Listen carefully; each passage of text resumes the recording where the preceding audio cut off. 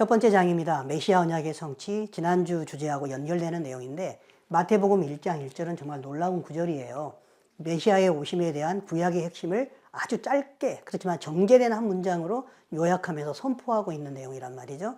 창세기 3장 15절이 구속사의 시작 언약이라 그랬습니다. 이때 여인의 후손에 의해서 메시아가 나게 될 것이라는 걸 선포하게 되면서 창세기 12장에 가면 아브라함의 자손으로, 사무엘하 7장에 가게 되면 다윗의 자손으로 예수님이 이제 메시아로 오신다. 그 라인을 밟아서 오신다라고 우리에게 알려주셨고, 마태복음 1장에서 마태는 그 시가 바로 예수님이시라는 것을 이루어졌다는 걸 증언하고 있죠. 그리고 2장에 가게 되면 이제 공간적으로 제가 시와 땅이 중요하다 그랬잖아요. 시는 그렇게 성취가 되고 땅은 베들레헴에서 나실 거라고 예언이 되어 있습니다. 그 예언도 반드시 이루어져야만 되는 건데 이루어졌다. 예수님이 그걸 성취하셨다. 메시아 언약이 이루어졌다. 그리고 사도들은 이제 갈수록 예수님에 대해서 예수님이 메시아야, 예수님이 메시아야라고 하면서 사도행전 1장부터 매 장마다 한 번씩은 반드시 예수님이 메시아, 그리스도이심을 선포하게 되는 겁니다. 그래서 너무나 놀라운 말씀, 마태복음 1장 1절 같이 한번 암송해 보시겠습니다. 시작. 아브라함과 다윗의 자손 예수 그리스도의 계보라. 엄청나게 놀라운 선언입니다. 그것도 마태복음이 신약 성경의 맨 첫 부분에 나와 있잖아요. 마태복음은 유대인들에게 전하는 편지예요. 복음서입니다. 그래서 신약이 쓰여질 때 유대인들이 볼 수 있는 복음서로 마태복음이 적혀 있는 거, 그리고 그 첫 시작도 유대인들이 너무나 잘 알고 있는 그들의 족보, 아브라함과 다윗의 자손 예수 그리스도의 계보라 이렇게 시작되는 것은 엄청나게 의미가 있는 거예요. 유대인이 먼저는 유대인이요. 그 내용도 신약 성경의 첫 부분에 이렇게 연결되어 있다고 생각을 하게 됩니다. 메시아가 오실 장소에 대해서도 조금 전에 말씀드렸지만 베들레헴에서 성취가 됐잖아요. 어떤 생각이 드시나요? 제가 질문 하나 드리겠습니다. 수학적인 질문인데 여러분들 수학 좋아하시나요? 이 확률이 얼마인지 한번 보세요. 피터 스토너 교수가 흥미로운 질문을 고안을 했습니다. 질문의 내용은 이렇습니다. 미국이니까 네브라스카주 전역에다가 은하를 갖다가 뒤덮어 놓았습니다. 땅이 얼마나 높습니까? 네브라스카주에. 엄청나게 많은 동전을 이제 깔아야 되는 거죠. 그런 상황에서 하나의 은하에만 이런 식으로 하나의 은하에만 표시를 해두고 눈을 가리고 이제 아무거나 짚습니다. 그런데 하나를 주었는데 그게 바로 이 표시해놓은 은하였다. 그 확률은 도대체 얼마일까요? 아마 이 방한 공간에다가 동전을 깔아놓고 하나 지워도 이어 짚기가 어려울 텐데 네브라스크 전역에다가 덮어놓고 하나를 골라라. 한번 머릿속으로 계산해 보시기 바랍니다. 정확히는 알 수 없어도 대략 수억만 분의 1, 아니 수천억만 분의 1, 불가능에 가까운 확률이죠. 그런데 스토너 교수는 뭐라고 얘기하냐면 이러한 확률은 8개의 예언이 한 사람에게 적중할 확률이다 라고 얘기를 해요. 8개의 예언이 한 사람에게 적중할 확률이 그 정도의 동전을 깔아서 하나 고르는 거랍니다. 그런데 놀랍게도 예수님은 무려 300개의 예언이 적중을 했어요. 8개가 아니라 300개. 역사상 한 인물 메시아 예수님에게 8개가 아니라 300개가 적중했다는 것은 어메이징한 일입니다. 이건 하나님이 아니고는 하실 수 없는 일이거든요. 이게 하나님의 위대하심이에요. 그리고 그걸 성경의 기록으로 남겨두셔서 우리로 하여금 역사적으로 정확하게 찾아갈 수 있도록, 확신할 수 있도록 하나님이 우리에게 배려하신 겁니다. 제가 그림을 한번 그려봤어요. 초림의 봉우리가 있고 재림의 봉우리가 있다고 했지 않습니까? 초림의 봉우리의 예언들은 다 예언이 성취가 됐습니다. 그 중에 대표적인 게 처음에 예수님 오실 때는 시끄럽게 오지 않았어요. 조용히 베들레헴 구유에 한 아기의 모습으로, 그것도 아들로, 이사야에서 그렇게 나오거든요. 한 아기로 한 아들로 오셨다. 스가랴 9장에 보면은 나귀를 타고 또 새끼 나귀를 타고 오십니다. 구체적으로. 그리고 예수님께서 이제 은혜의 해, 구원의 해를 갖다가 언급을 하고 십자가에서 어린 양으로 고난의 종으로 죽으셨다는 걸 예언을 합니다. 유대인들은 이게 사실은 납득이 안 가는 거죠.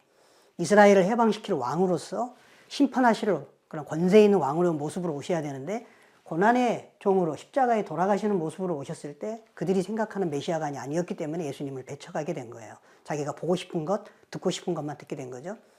이때 예수님은 유대인의 왕으로 오신 겁니다. 십자가의 명패가 그것을 말씀해주고 있죠. 이 예언의 말씀 어때요? 그대로 다 이루어졌어요. 그림으로 살펴보면 이사야가 했던 예언은 마태가 처녀에게서 마리아에게서 났다라고 수태고지를 통해서 이미 예언한 바 되고 응한 바 있습니다. 베들레헴에서 나타난다고 미가서에 언급한 대로 마태는 베들레헴에서 탄생했다라고 예언에 응하심을 기록하고 있습니다. 스가랴 선지자가 새끼나귀를 타고 오신다라고 했는데 요한복음에서 요한은 새끼나귀를 타고 예루살렘 성에 입성했다라는 것을 기록을 하고 있습니다. 이사야는 53장에 너무나 잘 하시는 말씀이죠.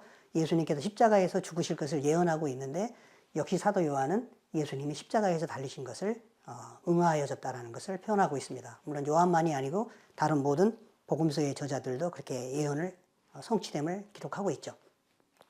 그러면 상식적으로 초림의 예언이 모두 이루어졌다면 재림의 예언 역시 이루어질까요? 당연히 상식적으로 이루어진다라고 보셔야 되겠죠. 이미 2000년 전에 오셨고 이제 우리는 두 번째 오심을 기다립니다. 그런데 유대인들은 안타깝게도 예수님이 안 오셨다라고 믿어요. 그리고 이제 언젠가는 오실 거다. 우리가 기다리는 두 번째 예수님과 그들이 기다리는 첫 번째 메시아는 같은 존재예요. 재림 예언은 또 반드시 이루어질 겁니다. 그래서 재림에 대해서 부지런히 연구하고 어떻게 이루어질지를 우리가 이해하는 가운데 우리의 적용사항을 찾아야 되겠죠. 실제로 어떻게 예언하고 있냐면 초림 때하고는 다릅니다. 조용히 초림 때는 오셨지만 재림 때는 모든 사람이 알도록 시끄럽게 오세요. 주께서 호령과 천사장의 소리와 하나님의 나팔 소리로 친히 하늘로 쫓아 강림하시리니 소리가 좀 시끄럽죠? 모든 사람이 알도록 이때 오실 겁니다. 그리고 베들레헴이 아니라 감람산에 그의 발이 서실 것이라 이렇게 위치도 언급하고 계세요. 나귀 타고 오시지 않고 이제는 왕을 상징하는 백마 타고 심판의 왕으로 오실 겁니다. 이제는 은혜의 해가 아니고 보복의 날, 심판의 날로 예수님이 오실 거예요. 십자가에서 왕의 대관식을 치르시고 속죄 제물이 되셨다면 이제는 어떻게 되시는 겁니까? 유다 지파의 사자로 예루살렘의 보좌에 앉으실 것이다. 이렇게 말씀을 하고 계시고요. 고난의 종이 아니라 심판날에 마지막 때 오실 때는 영광의 왕으로 오실 것이다 라고 계시록이 언급하고 있으며 유대인의 왕이라는 표현도 있지만 계시록에는 만왕의 왕, 천하의 왕으로 오실 것이다. 이렇게 언급을 하고 있습니다. 이런 주님이 재림 때 어떤 모습으로 오실지에 대해서도 우리가 이제 공부하고 아셔야 되는 것이고요. 자, 두 번째 주제가 되겠습니다. 두 번째 장은 예수님께서 왕으로 오셨는데 태어날 때부터 유대인의 왕으로 태어나셨다. 여기에 대해서 우리가 공부하려고 합니다. 예수님의 정체성입니다. 우리가 주로 망각하고 무관심했던 유대인의 왕이라는 그 주제에 대해서 공부를 하겠습니다. 하나님의 구속사 전개 방식, 성경 역사 소술 방식에 있어서도 유대인의 왕, 만왕의 왕 이렇게 구분해서 보시는 것도 좋다라고 봅니다. 교재에 보시게 되면 1번 문제가 이런 내용이죠. 예수님의 탄생 기사에서 동방박사와 천사와 시므온이 예수님을 유대인의 왕으로 인식하고 있음을 볼 수가 있어요. 어떤 표현을 쓰고 있었는지 한번 찾아서 해보시기 바랍니다. 동방박사가 헤롯 왕에게 뭐라고 얘기를 해요? 동방에서부터 별을 보고 찾아와서 헤롯 왕에게 이렇게 얘기합니다. 유대인의 왕으로 나신 이가 어디 계십니까? 헤롯 입장에서는 기가 막힐 일이죠. 자기가 왕인데 유대인의 왕으로 나신 이가 있다는 거예요. 그때 태연하게 어디서 나셨는지 알려주시면 제가 찾아가서 경배하겠습니다. 이렇게 하지요. 그러나 속셈은 죽이려고 하는 것이었고요. 천사가 마리아에게 또 얘기를 합니다. 수태고지하면서 영원히 야곱의 집을 왕으로 다스리시리라고 표현을 합니다. 표현만 달랐지 유대인의 왕이다. 너가 유대인의 왕을 그 구원자 메시아를 너의 태로 잉태해서 낳게 될 거다. 그때 마리아가 주의 계집종이오니 주의 뜻대로 하시옵소서 순종했죠. 대단한 순종입니다. 또 시므온이 아기를 안고 오는 마리아와 요셉 그 부모가 듣도록 이렇게 얘기를 합니다. 주의 백성 이스라엘의 영광입니다. 이런 표현을 쓰거든요. 주의 백성 이스라엘의 영광입니다. 이스라엘 왕이시라는 거죠. 백성의 반대가 왕이시니까요. 자, 공통적으로 예수님의 탄생 기사를 마태, 누가는 뭐라고 기록하고 있어요? 유대인의 왕이라는 걸 인식하고 기록하고 있는데 우리는 유대인의 왕이라는 개념보다는 만왕의 왕 이 개념에 익숙해 있습니다. 그러나 성경의 소술 방식과 역사 전개 방식에서 유대인의 왕으로 이해하시는 것은 필요합니다. 여기서 저는 정말 은혜가 됐던 게 시므온이에요. 시므온 같이 되기를 바랍니다. 한번 같이 읽겠습니다. 시작. 시므온이 아기를 안고 하나님을 찬송하여 이르되 주제여 이제는 말씀하신 대로 종을 평안히 놓아주시는도다. 내 눈이 주의 구원을 보았사오니 이는 만민 앞에 예비하신 것이요 이방을 비추는 빛이요 주의 백성 이스라엘의 영광입니다. 이렇게 말을 했습니다. 여러분, 사도 바울이 로마서를 서술하면서 어떻게 양분했다고요? 로마서 1장 16절, 모든 믿는 자에게 구원을 주시는 하나님의 능력이 된다. 복음은. 근데 먼저는 유대인에게요, 다음은 헬라인에게다. 이렇게 나눴잖아요. 시몬을 얘기를 하면서 예수님의 탄생을 놓고 누가는 뭐라고 표현합니까? 바울처럼 만민 앞에 예비하신 것이다. 그런데 세분화시키면 이방을 비추는 빛이다. 주의 백성 이스라엘의 영광이다. 뭔가 다가오시는 게 있나요? 서술 방식입니다. 유대인과 이방인. 그리고 모든 것이 다 하나님은 모든 사람 다 사랑하시는 거니까요. 이렇게. 재림 직전에도 아마 저는 시몬 때와 같은 모습일 거라고 봐요.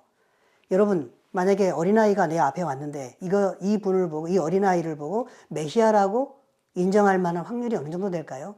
보통 영광 가지고는 안 될 겁니다. 근데 시몬은 성령 충만했다라고 계속 누간 언급하고 있거든요. 성령 충만했던 시몬은 예수님 아기 예수를 보자마자 아, 이분이 메시아구나. 그의 영성이 정말 대단한 겁니다. 대단한 거예요. 오늘날에도 이스라엘도 이런 것과 같아요. 이스라엘이 어떤 사람 앞에 놓여졌을 때 이스라엘을 듣고서 아, 이거구나 라고 깨닫는 사람이 있고 아무리 얘기를 하고 가르쳐도 깨닫지 못하는 자들도 있어요. 여러분들이 오늘날 이스라엘을 대할 때 시므온과 같은 사람이 되기를, 그런 은혜가 있기를 바랍니다.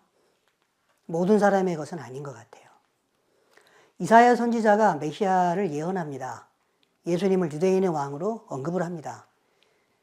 익히 잘 하시는 말씀이죠. 정사를 메었다. 정사를 메었다는 말은 통치하는 일, 업무, 그 왕의 업무를 책임을 갖고 있다는 뜻이고 평강의 왕이시다라고 예언해요. 다윗의 왕자와 그의 나라에 군림하여 그 나라를 굳게 세우고 영원히 정의와 공의로 보존하실 분, 그분이 한 아기로 한 아들로 성육신하실 것이다.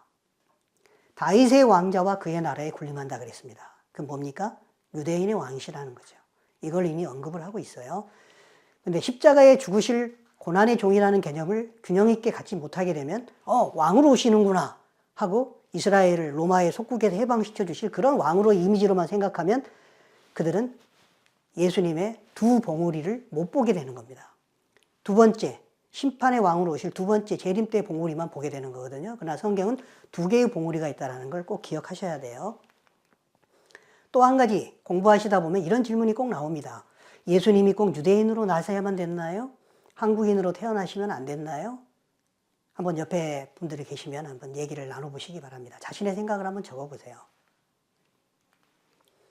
제가 이스라엘에 갔을 때 나사렛 수태고지 교회를 간 적이 있습니다. 거기에 가면 각국에서 보내온 마리아와 아기 예수 작품이 나와요. 사람들의 마음속에 들어있는 그 뭐라 그럴까요? 그 욕망이라 그게 이제 반영된 그림이라고 보는데 일본 사람들은 기모노를 입은 마리아와 기모노를 입은 아기 예수를 그립니다. 한국 사람은 한복을 입고 또 한복을 입은 마리아와 아기 예수를 그리죠. 마치 자기 나라에서 이렇게 되기를 바라는 마음도 있는 것 같아요. 그러나 예수님은 전혀 이런 모습은 아니었습니다. 예수님은 반드시 유대인으로 나셔야만 돼요. 반드시. 왜 그럴까요? 성경의 근거에서 한번 찾아보시기 바랍니다. 미가서에 보면 메시아는 어디서 나야 된다고요? 베들레헴 에브라다. 여기서 이스라엘을 다스릴 자가 나는 걸로 돼 있어요. 여기서 나지 않으면 성경은 거짓말이에요. 빨리 다른 데로 가세요. 스가랴서에 가시게 되면 예수님은 예루살렘에 입성하시게 되는데 새끼 나귀를 타고 가셔야 돼요. 반드시 새끼 나귀여야만 돼요. 그래서 예수님께서 한 번도 타지 아니한 새끼 나귀를 데려오라 이렇게 말하시죠. 응하게 하기 위해서, 예언 성취를 위해서 이렇게 말씀하시죠. 실제로 예수님을 믿는 가이 코헨이라는 믿는 유대인이 있는데 이분은 어떤 생각을 하셨냐면 스가랴서를 읽다가 메시아가 새끼 나귀를 타고 입성을 하시네? 그럼 인류 역사 가운데 새끼 나귀를 타고 들어간 사람이 있었나? 있었어. 예수네. 그럼 예수님이 메시아인가? 하고 자기는 예수님을 믿게 됐다는 거예요. 정직하게 읽으면 이렇게 예수님을 발견합니다. 마태는 뭐라고 예언했어요? 아브라함과 다윗의 자손으로 나실 것이라는 것이 성취됐다라고 이미 족보에서 언급을 하고 있습니다. 구약에 계속되는 예언이 응했다는 걸 마태는 말하고 있고 여자에게서도 나오고 율법 아래에 나셔야만 돼요. 창세기 3장 15절에 여인의 후손에서 난다 그랬고요. 그 다음에 율법 아래에 나셔야 율법 아래에 있는 자들을 속량하고 그리고 이방인들까지도 하실 수가 있는 겁니다. 율법 아래에 있는 자들, 유대인들이잖아요. 유일한 그 유대인들에게서 나셔야만 됐어요. 한국인은 아닙니다. 우리의 바람일 수는 있지만 예수님은 반드시 유대인으로 나셔야 됐다. 그래야 언약의 성취가 이루어지니까요. 우리 성경에 충실해야 됩니다.